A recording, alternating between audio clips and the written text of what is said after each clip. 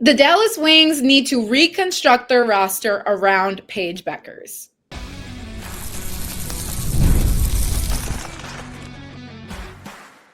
You are Locked On Women's Basketball, your daily podcast on women's basketball. Part of the Locked On Podcast Network, your team every day.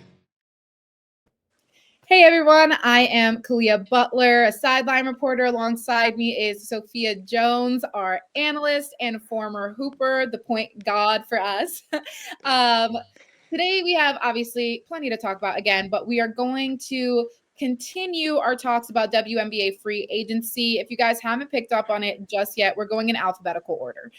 So next up for us is the Dallas Wings as well as the Connecticut Sun. And we're going to talk a little bit about the AP Women's College Basketball Poll turns 50 next year, and they have a whole release of who their first team, second team honors are, and we'll go over that. But first off, we need to talk about Dallas because I have strong feelings when it comes to Dallas.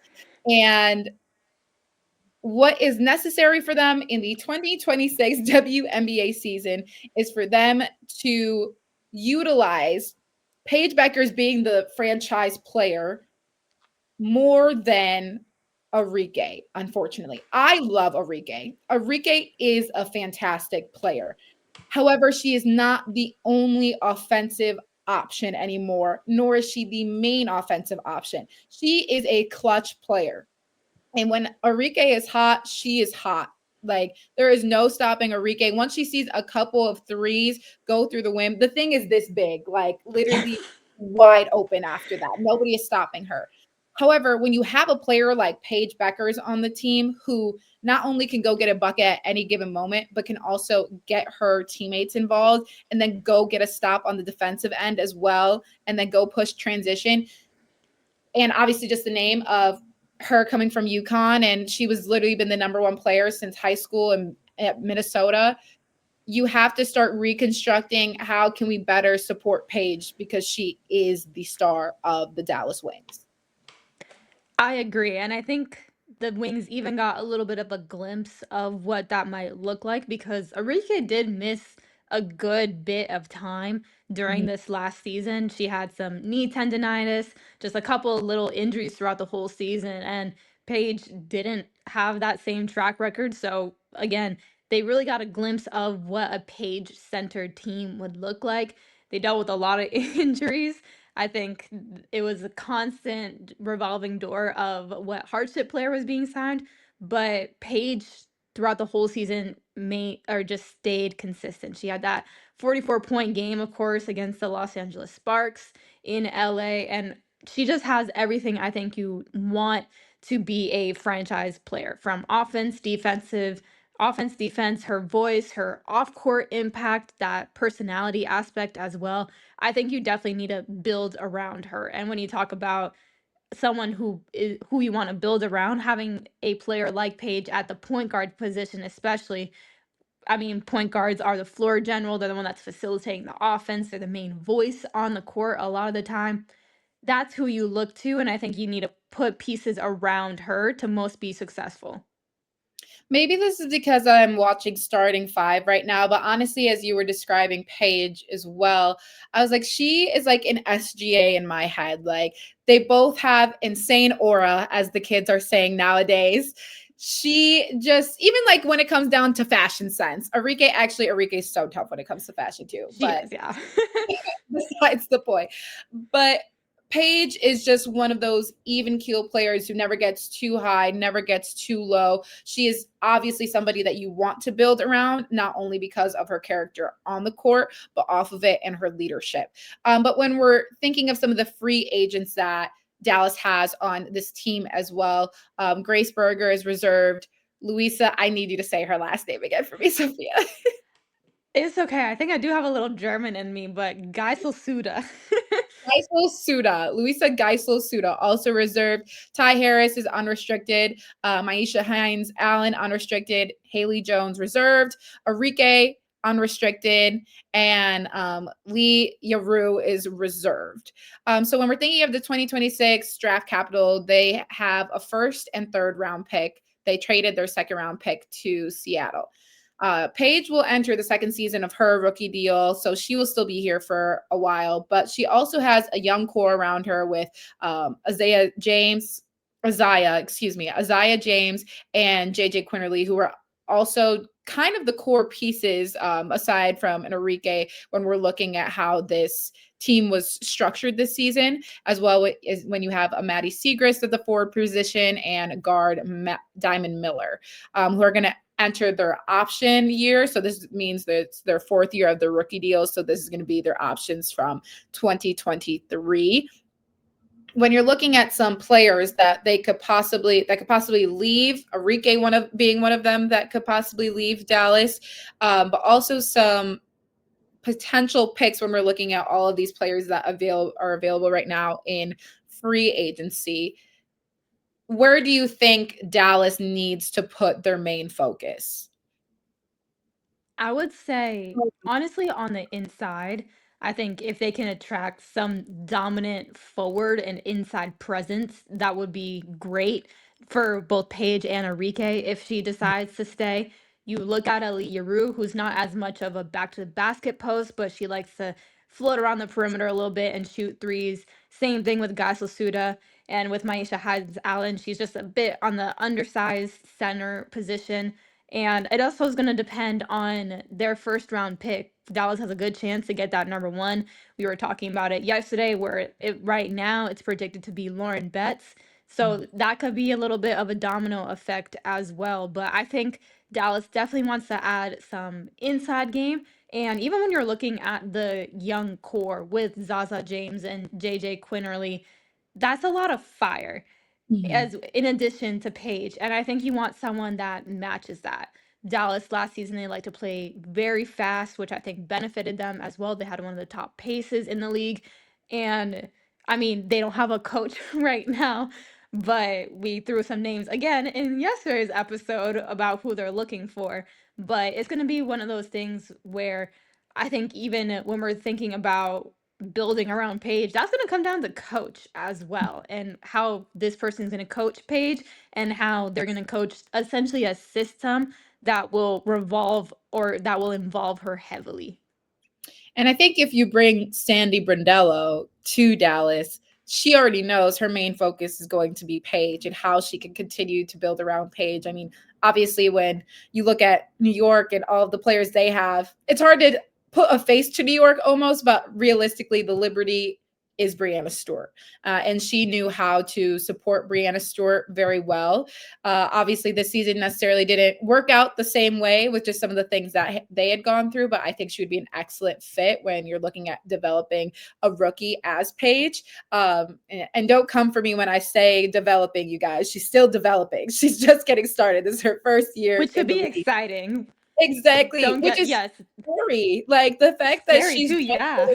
started and I just know she's going to keep getting better, insane work. But I think if Enrique leaves, as much as it pains me to say, Ariel Atkins would be a really good fit in Dallas. She's from Dallas. She is a consistent producer offensively. She also is somebody else that can really facilitate her teammates. But when we're thinking of pace of play, she's also somebody that really likes to push the tempo as well. And she's just a playmaker and an alternative ball handler. Also has good size. She's around 5'10". So when you're thinking of just the dynamic between her and Paige and the guard switch off, I also agree that they need some more inside presence.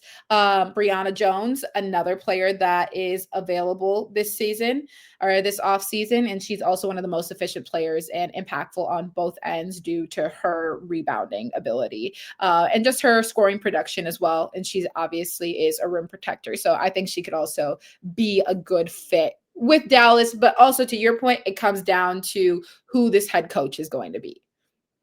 Definitely. And about both of those players that you mentioned too, that I really like is they're both defensive presences as well. Ariel Atkins, tenacious on-ball defender on the perimeter. She can stick with anyone. Bree Jones, you mentioned her rim protection and just her ability to be a solid presence inside and contest shots. That was one of the pitfalls of the Dallas team this year. Their offense would flow, but then the other team's offense would flow as well because they weren't getting many stops. So I think, you want to establish some defense as well. Defense wins championships is what they say. What did Asia say in the final? She's like, well, that's what they said, so I'm all about it. And honestly, girl, I agree.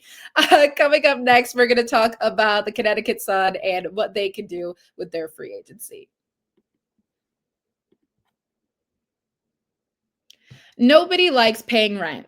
That's why I live at home. But if you must, you might as well get something for it. That's where Built comes in. Built is changing the game by turning your rent payment into real rewards you can actually use. When you pay rent through Built, you earn flexible points that can be redeemed towards hundreds of hotels and airlines, a future rent payment, your next Lyft ride, and more. But Built isn't just about rent. It's about rewarding you around your entire neighborhood. Built has made everyday life feel more rewarding, from your neighborhood to your travel plans. Turn your rent into rewards and start earning points around your neighborhood by going to joinbuilt.com/lockedonnba. That's joinbilt.com/lockedonnba. Make sure to use that link so they know we sent you.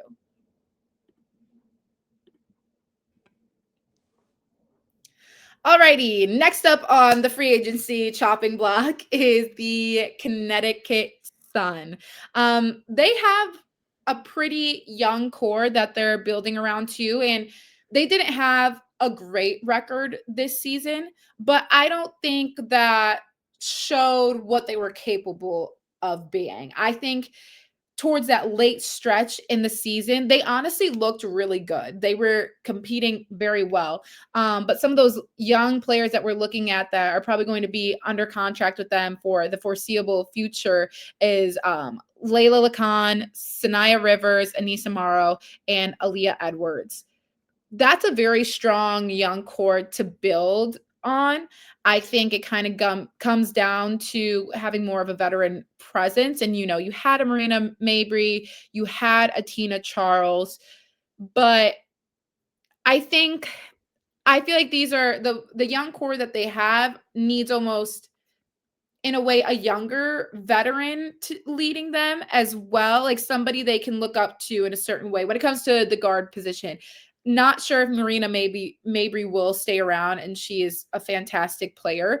But I feel like the core that they have needs some other veteran leadership that is just a little bit maybe more in tune with them, and maybe take Marina out of this conversation with it, because obviously her and Sanaya Rivers connected very well. That's different tea though. But even with a Tina Charles, I think she did everything she possibly could to try and lead this team, and obviously she is a fantastic player. But I think they just need to have somebody that's a little bit closer in age to them, but has had the experience of 5 years being in the WNBA.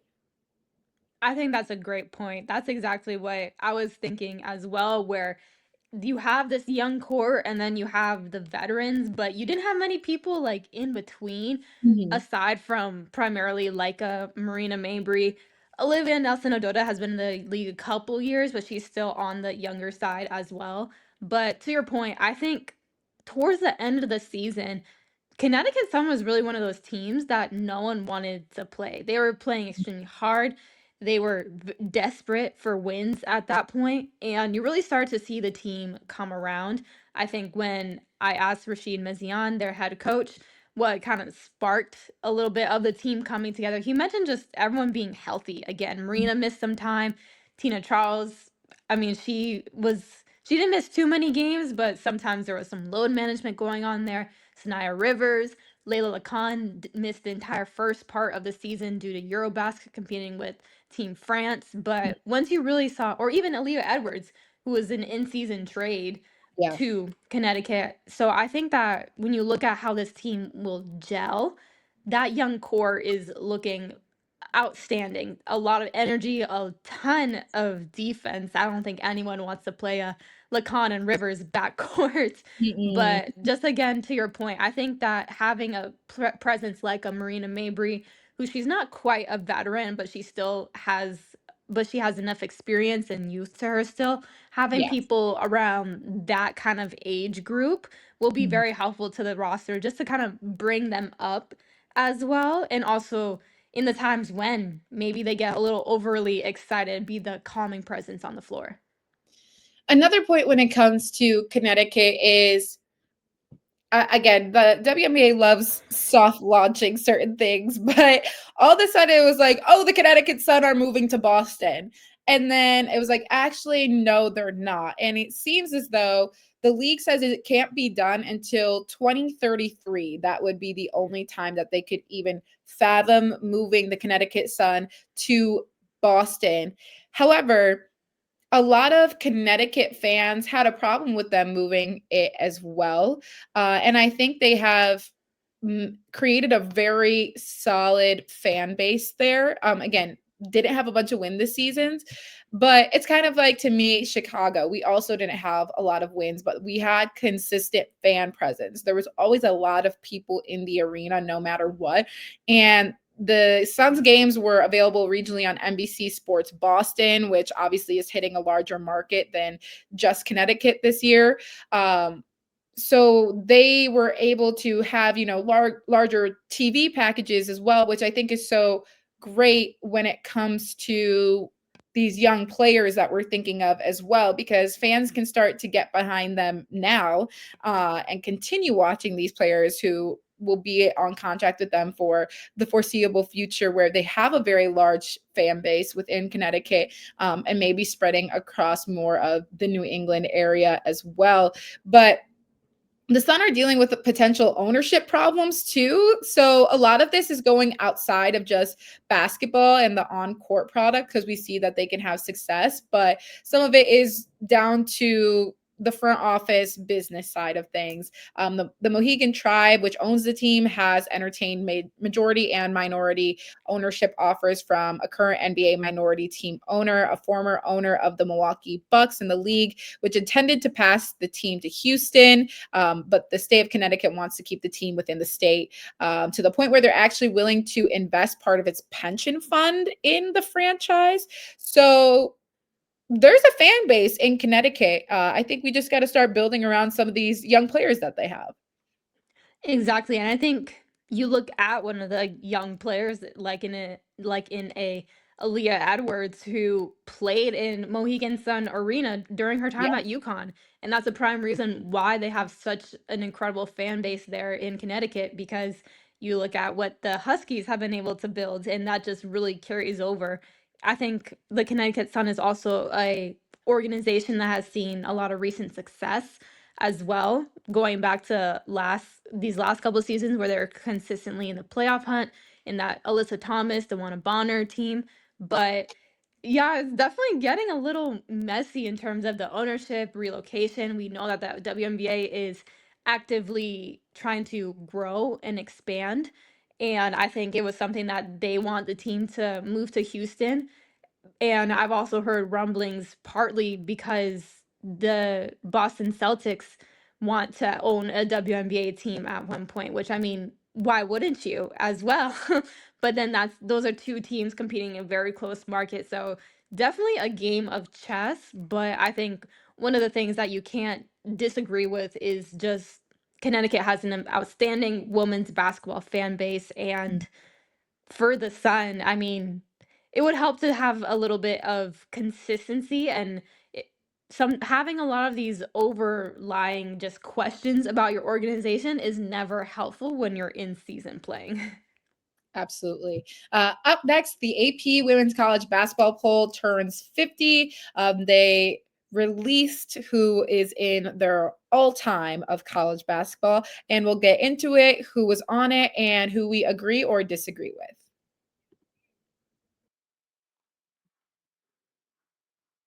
If you're still paying for wireless, it's time to say yes to saying no. At Mint Mobile, their favorite word is no. No contracts, no monthly bills, No overages, no hidden fees, no BS. I said yes to making the switch and getting premium wireless for just $15 a month. Mint makes it simple. All plans come with high-speed data and unlimited talk and text delivered on the nation's largest 5G network. You can even bring your own phone and keep your same number and contacts. The setup is super easy. You keep your number and then you're running in minutes. Ready to say yes to saying no? Make the switch at mintmobile.com/lockedonnba. That's mintmobile.com/lockedonnba. Upfront payment of $45 is required, equivalent to $15 a month. Limited time new customers offer for the first 3 months only. Speeds may slow above 35 gigabytes on a limited plan. Taxes and fees extra. See Mint Mobile for details.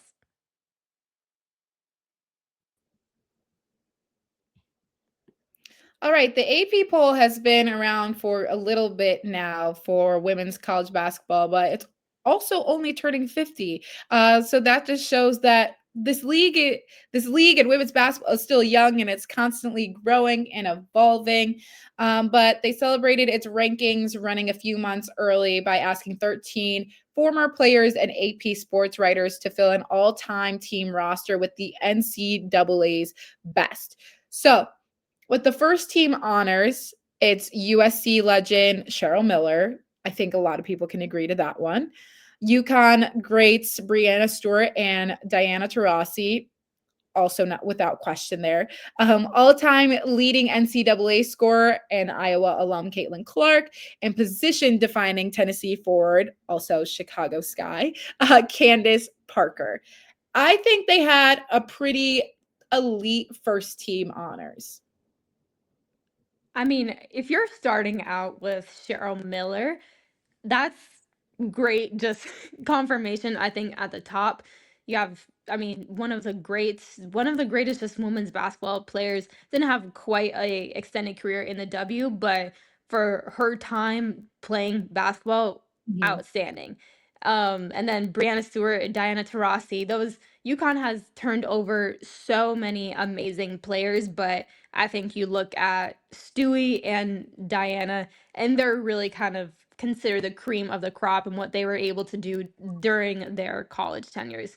And then, of course, Caitlin Clark. She made so much noise, all-time leading scorer. That can not be taken, or that accomplishment can't be taken away from her. She was, I think, when the poll came out, she was the one that we were seeing a little bit of discourse about because she never won an NCAA title, unlike some of the other people on this first team. And then, I mean, Candace Parker, she outstanding. She went straight into the league and won MVP. I mean, that's how dominant. She said, "Oh, the college game is too easy, and the WNBA is too easy for me." But yeah, her and Pat Summit were the duo. It's been light work for Candace Parker since Naperville. But second team, Sue Bird, Maya Moore, Dawn Staley, Shamika Holdsclaw, as well as Louisa Harris. Um, I love Maya Moore so much. And honestly, I wanted to see her in a first team honors, especially when we're considering college play, like NCAA play, not necessarily professional. Because if Maya Moore had a longer professional career, it would have been over for everyone. She was insane. Like, she was so tough. Her mid range, her ability to create shots for herself, shoot over people. We're talking about, elevation, stuff like that. She was just one of those players when you're thinking of even like a Candace, just sheer size, but ability to do everything. You're so dangerous. Like, so dangerous. Yeah, I mean, I think Maya Moore really might have been one of the first WNBA players I can remember just like truly falling in love with her game. There were a couple, but Maya Moore just sticks out to me. Just I just remember like being mesmerized by the way that she moves on the court. And I mean, when we talk about her college season, of course, another UConn Husky, she had a combined 150 game wins and only 4 losses, two Nuts. national championships as well. I mean, that's incredible. Only losing, that's one game a year. Imagine only losing one game every year. That's not how it occurred, but that's just breaking it Right? up into her Not 4 years how it of college. occurred, but that's math, and that's it, Exactly. just putting it together. Exactly. But no, mine were really one of them ones. And I'm interested in this Dawn Staley second team pick as well, because of course she had a great tenure as a player. Mhm. But I'm wondering if her time as a coach went into consideration as well, Mhm. because I think that 100% needs to be put on a pedestal as well when we are just talking about women's college basketball figures, Right, because that it might not be, because then we would see maybe a Pat Summit or Gino Auriemma on here, but right. I think when you're Don Saley and just women's college basketball greatness is synonymous. I absolutely agree. And honestly, she led Virginia to the NCAA tournament all 4 years of her career, helped her team advance to 3 Final Fours and one national championship back in 1991. But they lost to Tennessee in overtime during that time. But when we're thinking of her, she's a small but mighty player. She's 5'6", but honestly, 5'6" is you're 5'6", Sophia. Yeah, When not we're according to my thinking scouting report, but yeah, in truth, I was. Scouting report says I'm 5'8", but that yes, was back in the sorry, day. Sophia is not 5'6". She's actually 5'8.5". Um, but you understand where it's just like being when you're seeing the growth of this game, obviously, and 5'6" is traditionally smaller. Um, However, it's just crazy for me to think of like 5'6" isn't really that necessarily short in the grand scheme of things. But when we're seeing these players develop and now we have 5'10", 5'11", 6 foot point guards, it's just crazy to see just even from the time Dawn was playing to now, just that trajectory of like, oh, she was small but mighty. Like, it's I don't know, that discourse has always just been so crazy to me because like she's not necessarily like short, she's shorter compared to everybody else, or even like Sue Bird, who I'm like the same size as Sue Bird. She's 5'9". Um, I remember her saying, like, she was saying that when they were playing the AAU tournaments and stuff, her dad was like, you were the tiniest one on the court. 5'9" is not a small woman though. So it's just like the growth of women and the sheer size that they're playing at this high level will just always fascinate me. But that's my own little soapbox I had to go on for a second. There Sorry, go ahead, Sophia. No, I was just gonna say it's completely like understandable, but like Don Sally, she's from Philly, so she has that tenacity to her. She can get it done. Exactly. They also had a reserves list, which was also full of plenty of legends.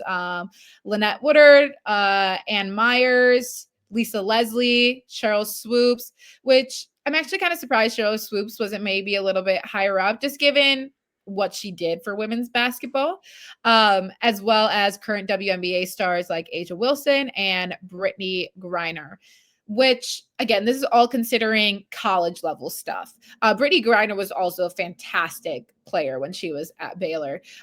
Asia Wilson, she was a great player at South Carolina too, but I feel like, her name has really been cemented in the history books when we're thinking of now. And just what she has done for the league overall. But I would say the most surprising person I have is maybe Lisa Leslie not being a little higher, as well as Cheryl Swoops. Yeah, those are really big names, and again, when you think of pioneers of women's basketball that are 100% in those conversations. But looking at this second team, it's hard to think of who you might take off, because for a Right. player like Shamiqua Holdsclaw, three-time NCAA champion, she was NACIS Player of the Century during the 1990s, and she was a part of that University of Tennessee team with Pat Summit that went to 3 consecutive championships. Pat Summit was legendary head coach, so really kind of had so much great success there. And then considering Lucia Harris from Delta State, that's a little bit more older era. She was in the 70s. So, not saying the 70s are old, but not as modern. But she was a 3-time AIAW champion, which that league is the one that preceded the NCAA. And she was so great in college that she was drafted in the 7th round of the 1997 NBA Mhm. draft to the New Orleans Jazz. Yes, because they used to be called the New Orleans Jazz, which makes a lot more sense if you ask me. but I think it makes plenty of sense, but hey. but she declined to attend training camp at the time because she was pregnant. But I think that's just a huge indication of how dominant of a player she was back then. And when you, again, talking about some of these pioneers of women's basketball, she's definitely in that conversation. Honestly, I think the list just need to be longer at this point because there's just too many people to fit in. But thank you so much for joining us today on Locked On Women's Basketball. Again, Clea Butler and Sophia Jones. Make sure that you tune back in with us tomorrow. We will be back to yap with you some more and follow us on our socials. We'll see you soon.